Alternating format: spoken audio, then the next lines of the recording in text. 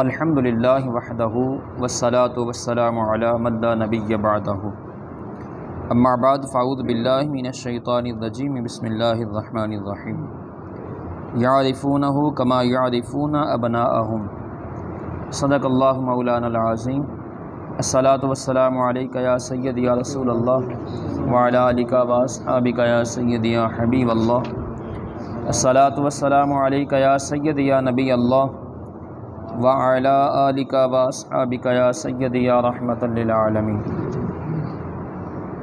حمد و صلوات کے بعد معزز حاضرین و سامعین، آج ہم اللہ کے فضل، اس کی توفیق اور اس کی خصوصی مدد سے رسول اللہ صلی اللہ علیہ وآلہ وسلم کی نظر رحمت سے کتاب مشکوٰۃ شریف اور اس کا پہلا باب کتاب الایمان اور اس کی پہلی حدیث جسے حدیث جبریل کہتے ہیں اس کا مطالعہ کریں گے، اور اس میں ہمیں یہ بات سمجھنے کو ملے گی کہ ایمان کیا ہے، ایمان کی حقیقت کیا ہے، اور اعتقادی ایمان کیا ہے، عملی کیا ہے۔ شرع شریف کے عرف میں ایمان وہ سب کچھ تسلیم کر لینے اور اس پر اعتقاد و یقین کر لینے سے عبارت ہے جسے حضور صلی اللہ علیہ وآلہ وسلم اللہ تعالیٰ سے لائے۔ یعنی ایمان اس کو کہتے ہیں کہ جو کچھ رسول اللہ صلی اللہ علیہ وآلہ وسلم اللہ کی طرف سے لائے ہیں اسے تسلیم کر لینا اور اس پر یقین رکھنا، اسے ایمان کہا جاتا ہے۔ اور جس کا اللہ تعالیٰ کی طرف سے لانا یقین کے ساتھ معلوم ہو چکا ہو، یہ تسلیم و اعتقاد خواہ اجمالی طور پر ہو، یعنی یہ جو آپ نے تسلیم کرنا ہے چاہے اجمالی طور پر آپ تسلیم کرتے ہوں، کہ جیسے کہتے ہیں کہ جو کچھ بھی رسول اللہ صلی اللہ علیہ وآلہ وسلم اللہ تعالیٰ سے لائے وہ سب حق ہے اور سچ ہے، یا یہ تسلیم و اعتقاد تفصیلاً ہو، جس طرح ہر حکم جو آپ نے کیا اور ہر چیز جو آپ لائے سب کو تسلیم کرنا اور اس پر ایمان لانا، ایک ایک چیز پر۔ مومن ہونے کے لیے ایمان اجمالی کافی ہے، مومن ہونے کے لیے ایمان اجمالی کافی ہے، تاہم ایمان تفصیلی کا درجہ اس سے بلند تر ہے، اعلیٰ درجہ ہے اس کا۔ اور یہاں یہ بات بھی ذہن نشین کر لینی چاہیے کہ نبی کی صرف صداقت کا علم ہو جانا، حق کا پہچان لینا مومن ہونے کے لیے کافی نہیں ہے۔ مومن ہونے کے لیے کافی جب تک کہ مرتبہ تصدیق تک، جس سے مراد یہاں ادیان و تسلیم ہے، یعنی اس کو تسلیم نہ کر لیا جائے، اس پر یقین نہ کر لیا جائے، صرف یہ پتہ چل جائے کہ نبی کی صداقت کا اگر علم ہو گیا ہے تو یہ صرف ایمان کے لیے کافی نہیں ہے، جب تک کہ اسے تسلیم نہ کیا جائے، اس پر یقین نہ ہو۔ تو رب العالمین نے قرآن مجید میں فرمایا یعرفونہ کما یعرفون ابناءہم، یہ منکر حضور صلی اللہ علیہ وآلہ وسلم کو اس طرح پہچانتے ہیں جس طرح اپنی اولاد کو پہچانتے ہیں۔ یعنی نبی کی صداقت کو تو کفار بھی پہچانتے تھے، وہ بھی کہتے تھے بڑا امین ہے، بہت سچا ہے، صادق ہے، لیکن انہوں نے مانا، اعتقاد نہیں رکھا، تسلیم نہیں کیا۔ تو جب انہوں نے مانا نہیں، قرآن کہتا ہے وہ اس طرح پہچانتے تھے جس طرح اپنے بچوں کو پہچانتے ہیں کہ یہ صادق الامین ہیں، یہ سچے ہیں، آخری نبی ہیں، پہچانتے تھے، لیکن مانا تو نہ ماننے کی وجہ سے وہ کافر ٹھہرے۔ تو یعنی کسی نبی کی صداقت کا علم ہو جانا ایمان کے لیے کافی نہیں ہے جب تک کہ تسلیم نہ کریں، جب تک ایمان نہ لائیں۔ اور اگر آپ نے تسلیم کر لیا، اعتقاد ہے آپ کا، ٹھیک ہے، اللہ رسول صلی اللہ علیہ وآلہ وسلم پر جو رسول اللہ صلی اللہ علیہ وآلہ وسلم لائے اسے آپ تسلیم کرتے ہیں، حق مانتے ہیں، سچ مانتے ہیں، لیکن عمل میں کمی ہے، عمل کے اندر کمی ہے، تو اللہ رب العزت قیامت کے دن معاف فرما سکتا ہے۔ لیکن اگر اعتقاد کے اندر کمی ہے، اگر تسلیم نہیں کیا، اعتقاد نہیں ہے، تو پھر بخشش نہیں ہے۔ حضرت عمر بن خطاب رضی اللہ تعالیٰ عنہ، آپ سے یہ حدیث مروی ہے، اب توجہ سے سننا، یہ حدیث جبریل ہے، اسے حدیث جبریل کہا جاتا ہے۔ حضرت سیدنا عمر بن خطاب رضی اللہ تعالیٰ عنہ آپ فرماتے ہیں کہ ایک دن ہم لوگ رسول اللہ صلی اللہ علیہ وآلہ وسلم کی بارگاہ میں حاضر تھے، ایک آدمی آیا، ایک شخص آیا جس کے کپڑے نہایت سفید تھے اور بال سخت سیاہ تھے، اس پر سفر کا کوئی اثر نہیں تھا، یعنی اس کے جسم پر اور اس کے کپڑوں پر سفر کا کوئی اثر دکھائی نہیں دیتا تھا، اور نہ ہم میں سے کوئی اسے پہچانتا تھا، کوئی جانتا بھی نہیں تھا۔ اب یہ سیدنا عمر فاروق رضی اللہ عنہ کیوں بیان کر رہے ہیں؟ کہ اس کے کپڑے بھی بالکل سفید تھے، بال بھی سیاہ تھے۔ آج سے 1450 سال آپ پیچھے جائیں نا، تو پیدل سفر تھے یا اونٹ گھوڑے کی سواری تھی۔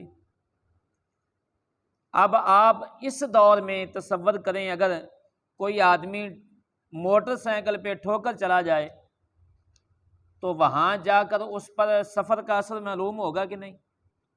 یقیناً ہوگا، گرد و غبار پڑ جائے گا چہرے پہ، کپڑوں پر گرد و غبار محسوس ہوگا، بالوں پر گرد و غبار محسوس ہوگا، اور پتہ چلے گا یہ آدمی سفر کر کے آیا۔ تو 1450 سال پیچھے جائیں، جب اونٹ گھوڑے کی سواری تھی تو اس وقت وہ آدمی آیا، اس دور میں رسول اللہ صلی اللہ علیہ وآلہ وسلم کی بارگاہ میں حاضر ہوا، اور صحابہ کہتے ہیں کہ اس پر سفر کا کوئی اثر دکھائی نہیں دیتا تھا، بالکل سفید کپڑے تھے اس کے، اور بالکل سیاہ بال تھے، اور ایک تو سفر کا اثر محسوس نہیں ہوتا تھا، دوسرا یہ ہے کہ ہم میں سے اسے کوئی جانتا بھی نہیں تھا، یعنی وہ مدینے کا رہنے والا بھی نہیں تھا مکے کا بھی نہیں تھا، کیونکہ اگر ارد گرد کا ہوتا تو کوئی تو جانتا ہوتا، کوئی صحابی اسے پہچانتا بھی نہیں تھا۔ اللہ اکبر، یہاں تک کہ وہ شخص حضور صلی اللہ علیہ وآلہ وسلم کے سامنے اس طرح آ کر بیٹھ گیا کہ اس نے اپنے دونوں زانوں آپ صلی اللہ علیہ وآلہ وسلم کے زانوں سے ملا دیے، دونوں زانوں رسول اللہ صلی اللہ علیہ وآلہ وسلم کے زانوں سے ملا دیے۔ جیسے کوئی آدمی تشہد پر بیٹھا ہو اور آگے سے دوسرا آدمی آ کر بیٹھے تو اپنے گھٹنے اس سے ملا دے اور اس سے مل کر بیٹھ جائے، تو ایسے وہ بیٹھا جیسے استاد کے سامنے شاگرد بیٹھتا ہے۔ اور اپنے دونوں ہاتھ اپنی رانوں پر رکھ دیے، جیسے ادب سے شاگرد استاد کے سامنے بیٹھتا ہے، اور عرض کیا یا محمد صلی اللہ علیہ وآلہ وسلم، مجھے اسلام کے بارے میں خبر دیجیے۔ کس کے بارے میں؟ اسلام کے بارے میں۔ آپ نے فرمایا اسلام یہ ہے کہ تو اس حقیقت کی گواہی دے کہ اللہ کے سوا کوئی معبود نہیں،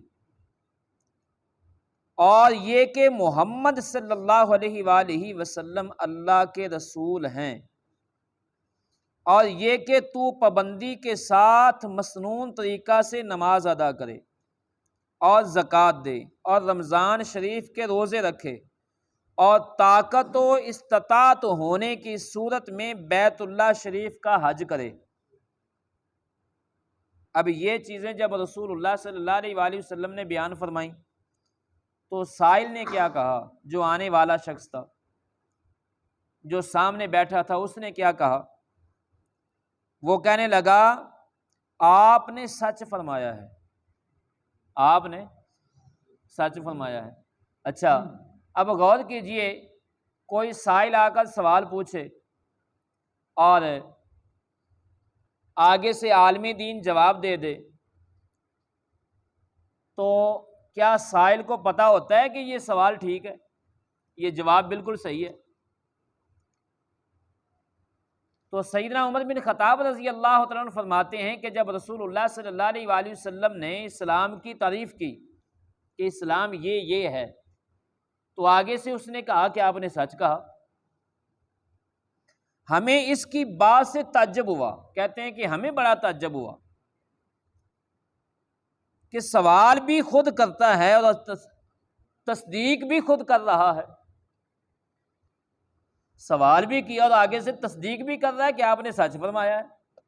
اب اس بات پر غور بھی کریں کہ سوال کیا تھا؟ اسلام کیا ہے؟ سوال کیا تھا پہلا؟ اسلام کیا ہے؟ تو اسلام کے اندر رسول اللہ صلی اللہ علیہ وآلہ وسلم نے یہ چیزیں بیان کی کہ اللہ تعالیٰ کی وحدانیت کی گواہی دینا، محمد الرسول اللہ صلی اللہ علیہ وآلہ وسلم کی رسالت کی گواہی دینا، اور اس کے بعد مسنون طریقے سے، سنت طریقے سے نماز کی پابندی کرنا، اور اس کے بعد کیا ہے؟ زکوٰۃ دینا مال کی، رمضان شریف کے روزے رکھنا، اور اگر استطاعت ہو تو بیت اللہ کا حج کرنا۔ اور یہ ساری چیزیں جو بیان ہوئی ہیں ان کا تعلق کس سے ہے؟ ظاہر سے۔ کس بات سے ہے؟ ظاہر سے ہے، باطن سے نہیں ہے، باطن اندر کا حال ہے۔ تو یہ ظاہری اعمال ہیں، یعنی اپنا آپ مسلمان ظاہر کرنے کے لیے ان چیزوں پر عمل کرنا ضروری ہے، یہ اسلام ہے۔ تو دوسرا سوال پھر اس نے کیا، اس نے کہا آپ مجھے ایمان کے متعلق بتائیں۔ تو آپ صلی اللہ علیہ وآلہ وسلم نے فرمایا ایمان یہ ہے کہ تو اللہ تعالیٰ پر، اس کے فرشتوں اور رسولوں پر اور روز قیامت پر ایمان لائے، اور اس کی اچھی بری تقدیر پر ایمان لائے۔ اس نے کہا آپ نے درست فرمایا۔ اب سائل پھر کہہ رہا ہے کہ آپ نے سچ کہا، پہلے سوال کیا پھر کہتا ہے کہ سچ کہا۔ اب یہاں سوال کس چیز کا ہے؟ ایمان کا، اور ایمان کا تعلق کس سے ہے؟ اسلام کا تعلق تھا ظاہری چیزوں سے، ایمان کا تعلق کیا ہے؟ کہ تو اللہ تعالیٰ پر اور اس کے فرشتوں پر اور اس کے رسولوں پر اور قیامت کے دن پر ایمان لائے، اور ہر اچھی اور بری تقدیر پر ایمان لائے، کہ ہر تقدیر چاہے اچھی ہو چاہے بری ہو وہ اللہ کی طرف سے ہے، ایمان لائے۔ اب یہ چیزیں ظاہر ہیں کہ باطن میں ہیں؟ باطن میں ہیں۔ قیامت کو کسی نے دیکھا ہے؟ فرشتوں کو کسی نے دیکھا ہے؟ رسولوں کو آج کسی نے دیکھا ہے؟ اور اس کے بعد تقدیر کو کسی نے دیکھا ہے؟ تو یہ سب چیزیں باطن پر ہیں، چھپی ہیں، غیب پر ہیں۔ تو ایمان کا تعلق کیا ہے؟ ان پر ہے۔ اسلام کا تعلق ظاہری چیزوں سے ہے۔ اور اس نے کہا کہ آپ نے درست فرمایا۔ اور تیسرا سوال پھر اس نے کیا، اس نے عرض کیا مجھے احسان کے بارے میں بتائیں، احسان کیا ہے؟ اللہ اکبر، کہ وہ کیا ہے؟ آپ صلی اللہ علیہ وآلہ وسلم نے فرمایا احسان کا اعلیٰ مرتبہ یہ ہے، اعلیٰ مرتبہ یہ ہے کہ تو اللہ تعالیٰ کی اس طرح عبادت کرے گویا اسے دیکھ رہا ہے۔ یعنی جب اللہ کی عبادت کریں تو تیری کیفیت یہ ہو کہ تو اللہ کو دیکھ رہا ہے۔ اللہ اکبر۔ اور احسان کا کم درجہ یہ ہے کہ اگر تو اسے نہیں دیکھ رہا تو کم از کم تیرا یہ یقین ہو کہ اللہ مجھے دیکھ رہا ہے۔ احسان کا اعلیٰ درجہ یہ ہے کہ تیرا یہ کیفیت ہو تیری کہ تو اللہ کو دیکھ رہا ہے۔ اگر یہ کیفیت پیدا نہ ہو سکے تو پھر احسان کا کم درجہ یہ ہے کہ کم از کم یہ کیفیت تو بن جائے کہ اللہ مجھے دیکھ رہا ہے۔ اللہ اکبر۔ اس نے پھر سوال کیا قیامت کے بارے میں کہ مجھے بتائیں قیامت کب ہوگی؟ آپ صلی اللہ علیہ وآلہ وسلم نے فرمایا قیامت کے متعلق جس سے سوال کیا گیا ہے وہ سوال کرنے والے سے زیادہ علم نہیں رکھتا۔ وہ سوال کرنے والے سے زیادہ علم یعنی یہ تو سوال کرنے والا بھی جانتا ہے کہ قیامت کب آئے گی۔ اللہ اکبر۔ اس نے کہا مجھے اس کی علامتیں بتا دیجئے۔ سائل نے کیا کہا کہ چلیں مجھے اس کی علامتیں بتا دیں کہ قیامت کی علامتیں کیا کیا ہیں۔ تو اب حضور صلی اللہ علیہ وآلہ وسلم نے ان علامتوں کا تذکرہ فرمایا۔